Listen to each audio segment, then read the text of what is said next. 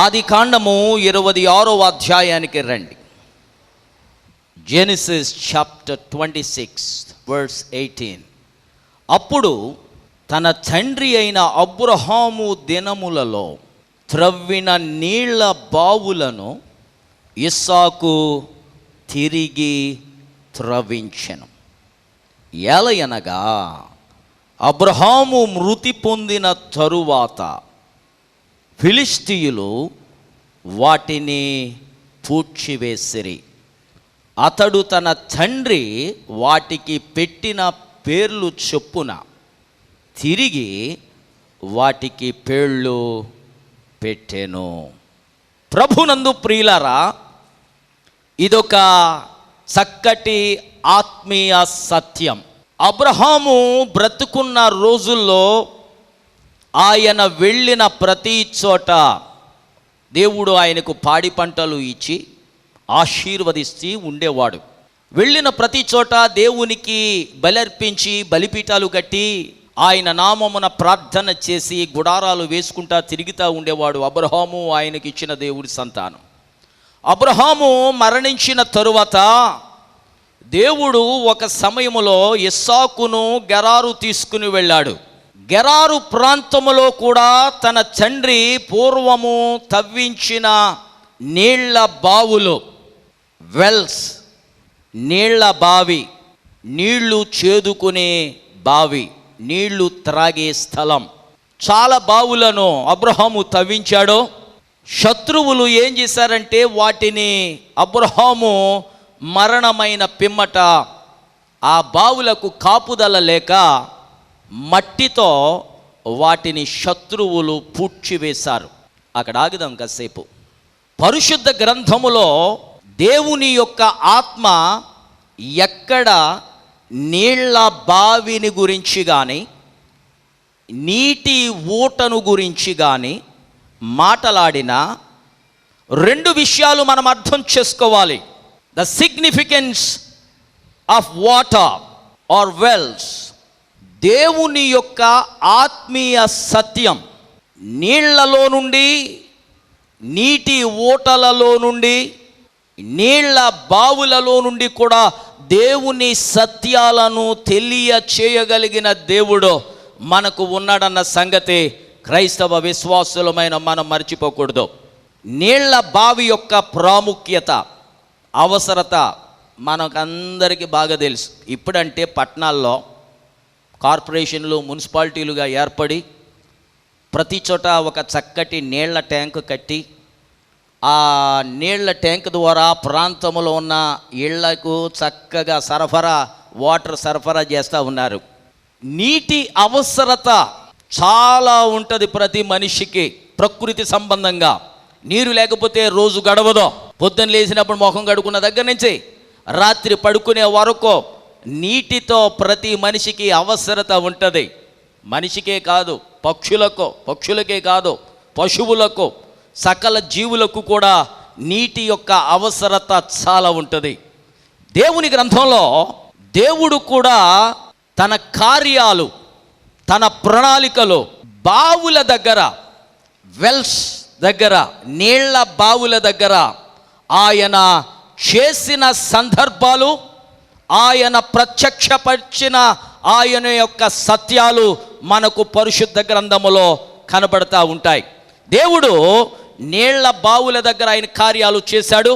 నీళ్ల బావుల దగ్గర ఆయన తన యొక్క ప్రణాళికలను తెలియచేసిన సందర్భాలు పరిశుద్ధ గ్రంథంలో కనబడతాయి. ఫర్ ఎగ్జాంపుల్, మోసెస్ గారు ఐగుప్తులో అనవసరమైన గొడవలకు వెళ్ళి ఒక మర్డర్ కేసులో చిక్కుకున్నాడు.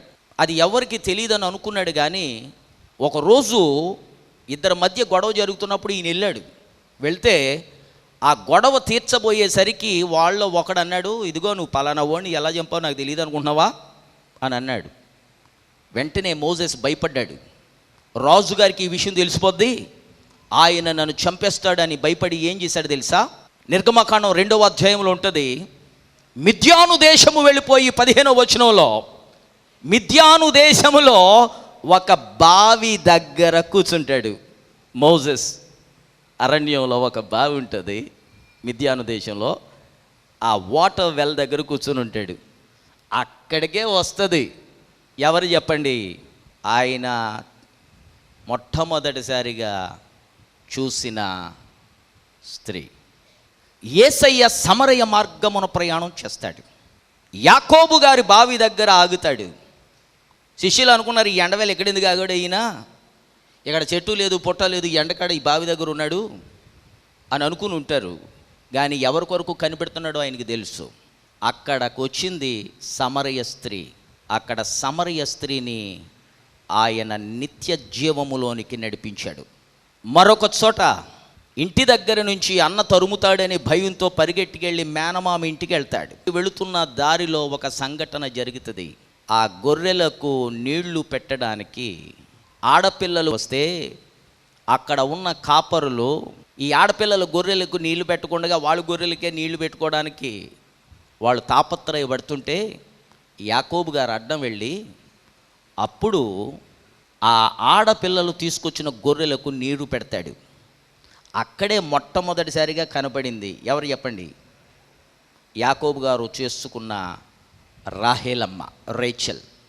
ఇలా చెప్పుకుంటూ పోతే పరిశుద్ధ గ్రంథములో ఆదికాండము నుండి ప్రకటన గ్రంథము వరకు ప్రకృతి సంబంధమైన నీరు, ఆత్మ సంబంధమైన నీరు చాలా చక్కగా, తేటగా, స్పష్టంగా, క్రిస్టల్ క్లియర్గా దేవుడు చూపిస్తానే ఉంటాడు. ప్రకృతి సంబంధమైన నీటిని గురించి పరిశుద్ధాత్ముడు ఎప్పుడు మాట్లాడుతున్నా సరే దాని వెనుక ఆత్మ సంబంధమైన నీరు ఉందన్న సంగతి ఆత్మీయులకు తెలుసు. ప్రకృతి సంబంధమైన వర్షము గురించి దేవుడు ఎప్పుడు మాట్లాడుతున్నా సరే దాని వెనుక యోవేలు ప్రవచనం ఒకటి ఉంది. తొలకరి వర్షము, కడవరి వర్షము, తొలకరి వానలు, కడవరి వానలు. ప్రకృతి సంబంధమైన వర్షము, ఆత్మ సంబంధమైన నీతి సంబంధమైన వర్షము ఉంది అన్న సంగతి బైబిల్ చాలా స్పష్టంగా తెలియజేస్తూ ఉంది. ఈరోజు రక్షించబడిన నీవు పరిశుద్ధాత్మ చేత తవ్వబడిన, రూపొందించబడిన, డిగ్ చేయబడిన ఒక బావి. You are a well dug by the holy spirit. పరిశుద్ధాత్ముడు నిన్నొక నీళ్ల బావిగా ఆయన తవ్వడు. హల్లెలూయా. రక్షించబడిన ప్రతి విశ్వాసి ఒక బావి. యేసయ్య యెరూషలేము వెళ్ళాడు మహాపండుగకు. 7వ అధ్యాయం యోహాను సువార్త 37వ వచనములో ఉంది. ఆయన బిగ్గరగైన స్వరంతో ఆయన మహాపండుగ దినమందు, అంచె దినమందు లేచి నిలబడి ఆయన ప్రసంగం చేస్తూ అంటాడు, దప్పిగా కొనిన వారలారా రండి, నేను మీకు జీవజలం ఇస్తాను. ఎవరికైనా సరే, ఇఫ్ ఎనీబడి థర్స్, ఎవరికైనా దాహంగా ఉందా, ఎవరికైనా తృష్ణగా ఉన్నదా, ఎవరికైనా దప్పికగా ఉన్నదా, దప్పిక కొనిన వాడు రండి, ఇక్కడికి రండి, నేను మీకు జీవజలం ఇస్తాను. అంతేకాదు వాడిని జీవజలములు ఊరెడి నీటి బొగ్గగా చేస్తాను. నన్ను నమ్మినవాడు, నన్ను విశ్వసించిన వాడు నీటి బొగ్గగా మారుతాడు. అంటే ఒక సజీవమైన నీటి బావిగా మారిపోతాడు. అది ఎప్పుడు నీటిని ఇస్తానే ఉంటుంది, సరఫరా చేస్తానే ఉంటుంది, ప్రవహింపజేస్తానే ఉంటుంది. హాగరు నెత్తి మీద చిన్న నీళ్ల తెత్తిపెట్టి వెళ్ళిపోమ్మా, ఇంట్లో గొడవలు అయిపోతున్నాయి అని పంపేశాడు కుర్రోడినిచ్చి. అరణ్యంలోకి వెళ్ళిపోయింది. ఈడేమో తిత్తులో ఉన్న నీళ్ళని తాగేశాడు. దాహం దాహం అని ఏడుస్తున్నాడు. ఇక చచ్చిపోతాడు, నా చిన్న కొడుకు చూడలేనని చెప్పేసి దూరంగా వెళ్ళి కూర్చుంది. ఆ వేడుపు వినలేక హాగరు. ఆ చిన్నవాని మొర దేవుడు విన్నాడట. దేవుని దృష్టిలో పసిబిడ్డలుగా ఉన్నవారు ఏ మతానికి చెందిన వారైనా సరే, ఏ కులానికి చెందిన వారైనా సరే, ఏ వర్గానికి చెందిన వారైనా సరే, ఏ యొక్క సంస్కృతికి సంప్రదాయానికి చెందిన వారైనా సరే, ఏ యొక్క దేశానికి చెందిన వారైనా సరే, ఏ యొక్క విశ్వాసానికి చెందిన వారైనా సరే, వారు దేవునికి మొర్ర పెడితే, ఇశ్రాయేలీయుల దేవుని వైపు చూస్తే దేవుడు వారి మొర వింటాడు అనడానికి ఆ ఏడుస్తున్న కుర్రోడు యొక్క ఏడుపుకు స్పందించిన దేవుని యొక్క ఆ యొక్క హృదయం మనకు నిదర్శనంగా కనబడుతుంది. చిన్న కుర్రోడు ఏడిస్తే దేవుడు తల్లి యొక్క నేత్రాలు తెరిచాడు. అది విచిత్రం.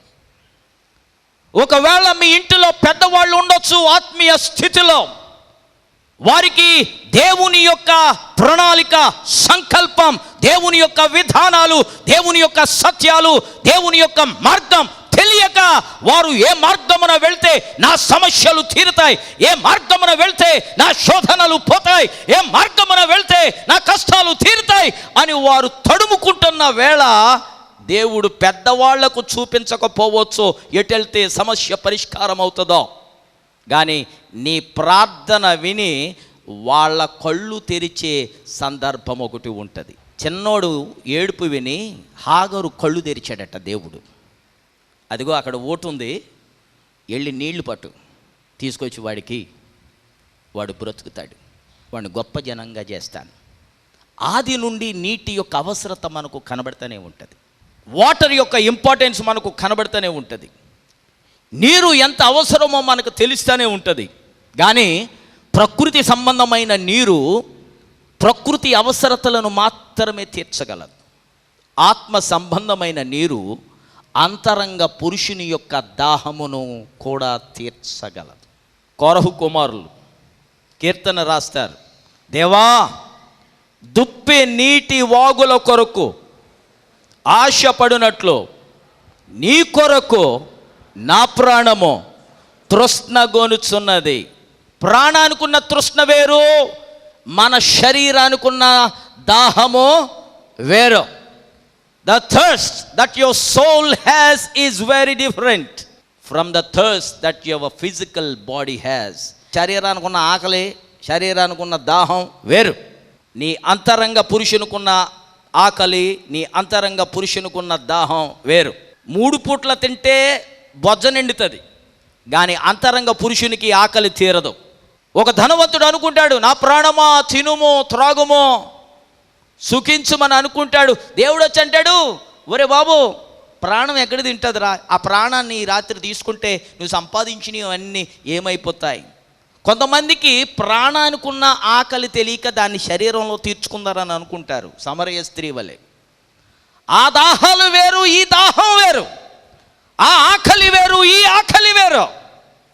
ఈరోజు దేవుని సన్నిధిలో దేవుని వాక్యము వినుచున్న నీ ఆకలి ఏంటి అని పరిశుద్ధాత్ముడు ప్రశ్నిస్తూ ఉన్నాడు. అబ్రహాము గారి కాలంలో అబ్రహాము గారు బావులను తవ్వించాడు.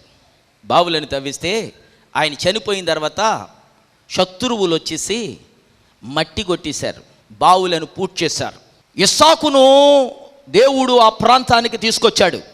కరువు కాలం వచ్చినా సరే, ఇస్సాకు నువ్వు వెళ్ళదు, ఐగుప్తు వెళ్ళదు, ఇక్కడే ఉండు, నేను ఆశీర్వదిస్తానన్నాడు. అక్కడ ఉండిపోయాడు, వ్యాపారం చేశాడు, వ్యవసాయం చేశాడు, అభివృద్ధి అయిపోయాడు, బాగా ఆశీర్వదించబడ్డాడు. వ్యవసాయంలో మిక్కిలి గొప్పవాడైపోయాడు.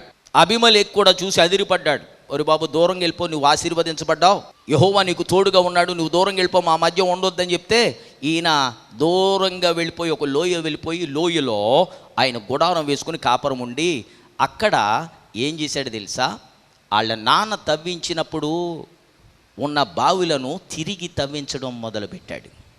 ఆ నాన్న ఏ పేర్లు పెట్టాడో అవే పేర్లను ఆ బావులకు పెట్టాడు. ఆ బావులను మాత్రమే కాకుండా వేరే బావులను కూడా తవ్వించాడు. వాళ్ళ నాన్న తవ్విన బావులు మాత్రమే కాదు, వేరే బావులు, నూతనమైన బావులు తవ్వించాడు. నాకు బాగా నచ్చిన విషయం ఏంటంటే, మా నాన్న కాలంలో ఆయన తవ్వించాడండి ఈ బావిలో, ముసలోడు వెళ్ళిపోయాడు, ఇప్పుడు ఆయన లేడు కదా, ఈ బావులు ఎందుకో, ఈ నుయ్యలు ఎందుకో, ఈ నీళ్ళు ఎందుకో, ఆయన కాలం అయిపోయింది కదా, ఆ బావిలు మట్టి కొట్టేశారు కదా శత్రువులో, ఇక వాటి సంగతి మర్చిపోదాం, అవి పాడైపోయినాయి, వాటిలో మట్టి ఉంది, వాటిలో నీరు లేదు, శత్రువు ఆ స్థలాలను స్వాధీనం చేసుకున్నాడు, వాటి సంగతి మర్చిపోదాం అని అనుకోలేదు ఇస్సాకు.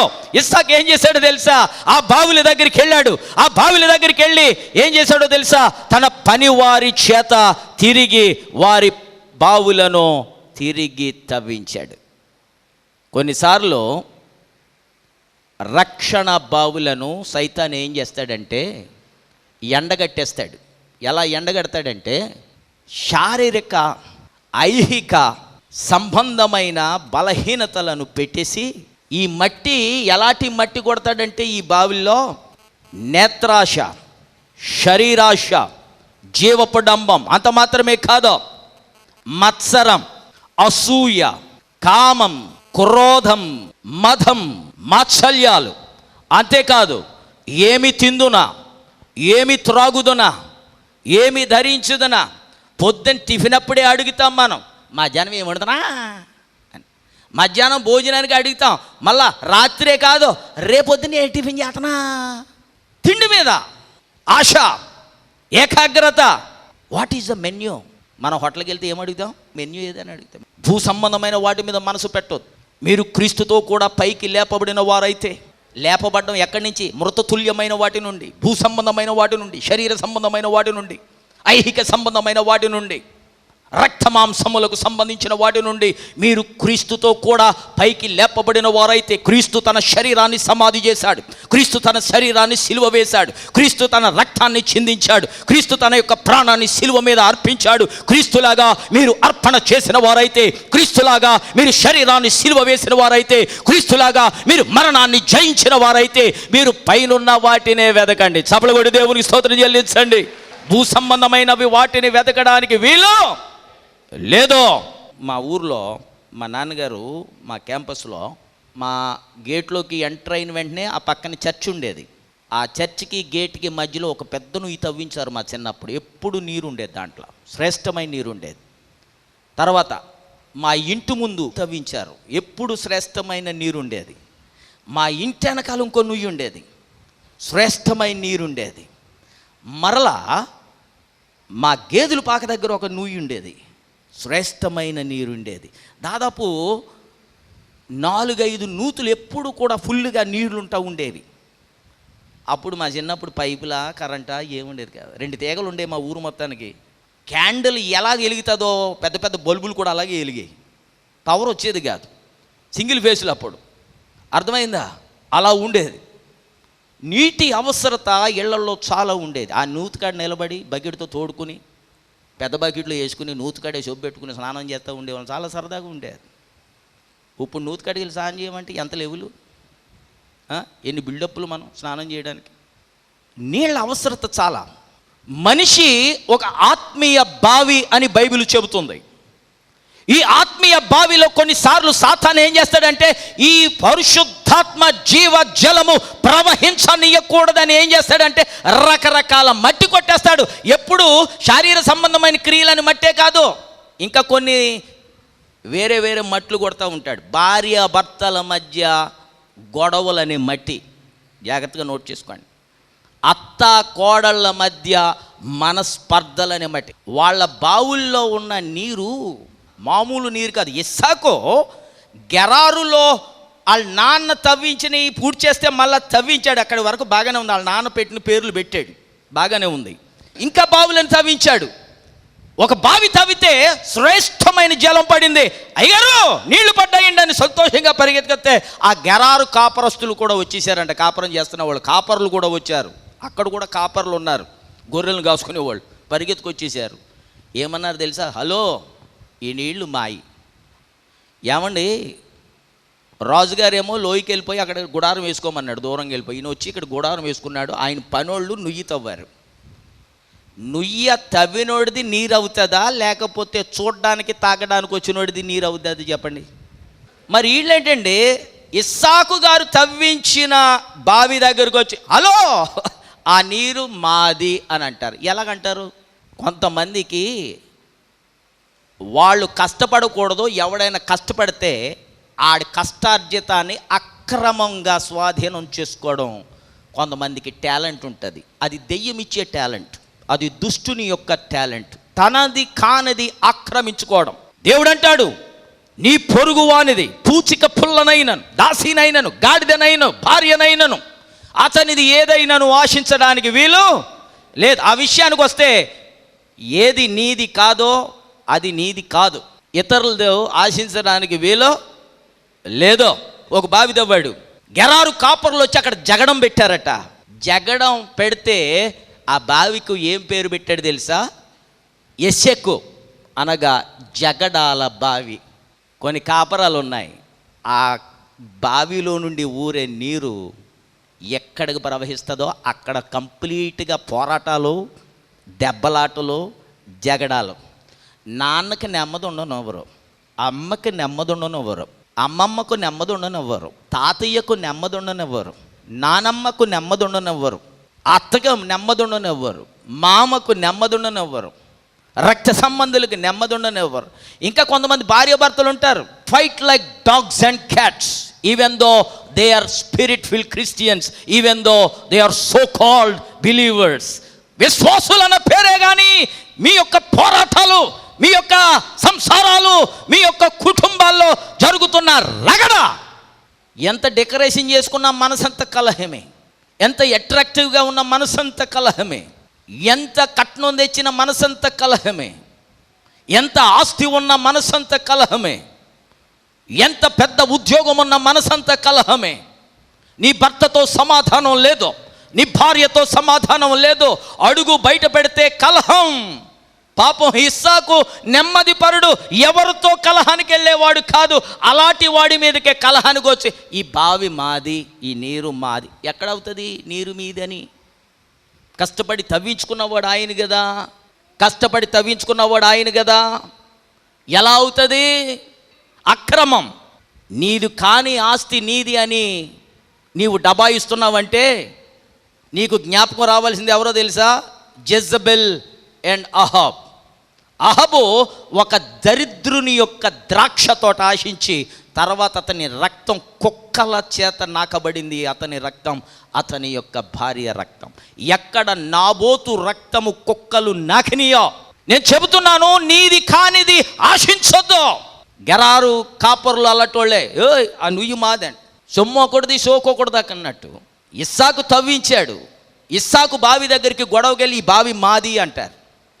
ఇస్సాకు అంటాడు, అరే వదిలేయండిరా, ఆ బావి వాళ్ళకి వదిలేయండి, మనం కాస్త ముందుకెళ్దాం, ఇంకొక బావి తవ్వుకుందాం, మనం కష్టజీవులం కదా, వెళ్దాం, ఇంకో బావి తవ్వుకుందాం. ఇంకో బావి తవ్వుకుని అక్కడ మనం గుడారాలు వేసుకుని మన పశువులకి నీరు పెడదాం. ఇంకో బావి దగ్గరికి వెళ్ళి ఇంకొక బావి తవ్వించాడు. ఇంకొక బావి తవ్విస్తే మళ్ళీ అక్కడికి వచ్చారు. మంచి పేరు పెడదాం ఈ బావికి అనుకున్నాడు. మళ్ళీ గొడవకు వచ్చేసరికి ఆ బావికి ఏ పేరు పెట్టాడు తెలుసా? సీత్నా. ఒకటేమో జగడాల బావి, ఇంకోటేమో విరోధాల బావి. కొన్నిసార్లు సైతాను నీ జీవజలము ప్రవహించాల్సిన బావుల్లో జగడాలని మట్టి కొడతాడు, కలహాలని మట్టి కొడతాడు, విరోధ భావాలని మట్టి కొడతాడు. ఎవరో లేకపోతే గుళ్ళోకి వచ్చి గుళ్ళో ఉన్న విశ్వాసుల మీద దెబ్బలాట్లు పెడతాడు, నీకును పక్కనున్న విశ్వాసుల మీద. జగడాల బావి. నీ బావిలో జగడాలనే నీరున్నాయా? విరోధ భావాలనే నీరున్నాయా? లేకపోతే విరోధ భావం అని మట్టి కొట్టి నీ జీవజలపు ఊరనయ్యకుండా సైతాను బావిని పూడ్చేస్తున్నాడా? ఎండిపోయిన బావిలు, కలహాల బావి, విరోధ బావి.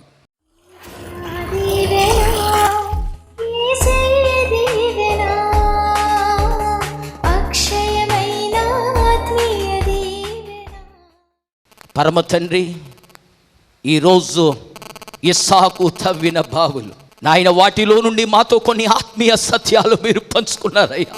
మా జీవిత యాత్రలో, ఆత్మీయ యాత్రలో, విశ్వాస యాత్రలో ఎంత ప్రయాసపడి ఈ ఆత్మీయ బావులను మేము తవ్వుకుంటూ ఉంటే మా శత్రువు అపవాది వచ్చి శోధనలు, రోగాలు, వ్యాధులు, అప్పులు, గొడవలు, సమస్యలు అనే మట్టి కొడుతూ ఆ బావులను ఆక్రమించుకుని వాటిలో జలమును ఊరనీయకుండగా, ప్రవహింప చేయనీయకుండగా, ఇతరులకు ఆశీర్వాదముగా ఉండనీయకుండగా అపవాది బావులను మూసేసే కాలంలో ఉన్నామయ్యా. యేసయ్యా, మా నీళ్ల బావులను మీరు జ్ఞాపకం చేసుకోండి. లివింగ్ వాటర్స్, ఆశీర్వాదకరమైన బ్రతికించే జీవజలపు ప్రవాహం ఊర్తదని సెలవిచ్చావు. అలాంటి దప్పిక మాకుందయ్యా.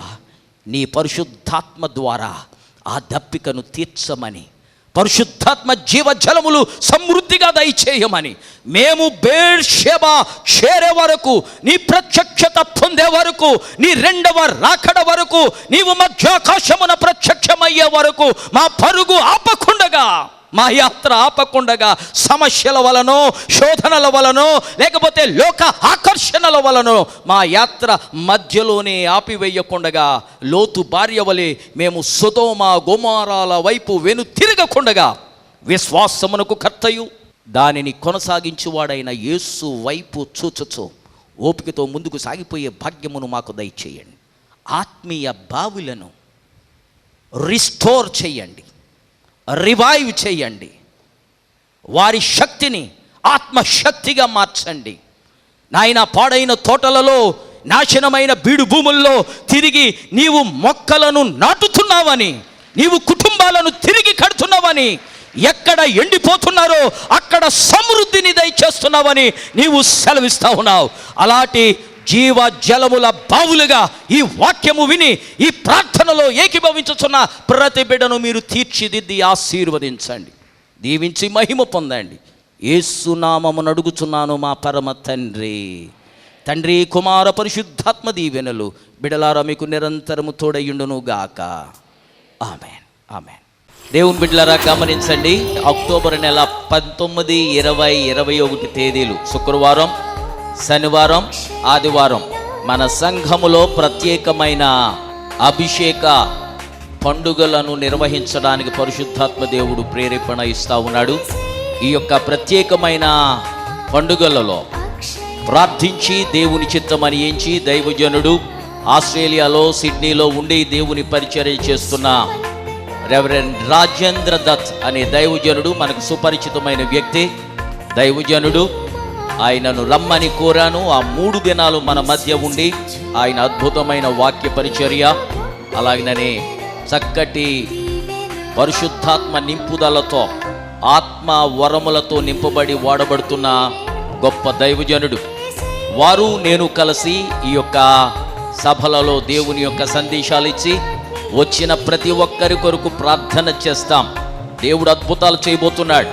ప్రతి విధమైన బాధలను, శోధనలను, శాపాలను తీసివేసి ఒక నూతనమైన అనుభవంలోనికి వచ్చిన ప్రతి వారిని నడిపించబోతా ఉన్నాడు. గనుక ప్రతిరోజు 6 గంటల నుంచి సాయంత్రం 8:30 వరకు, ఈవినింగ్ 6 PM to 8:30 PM చాలా సులువైన సమయాలు.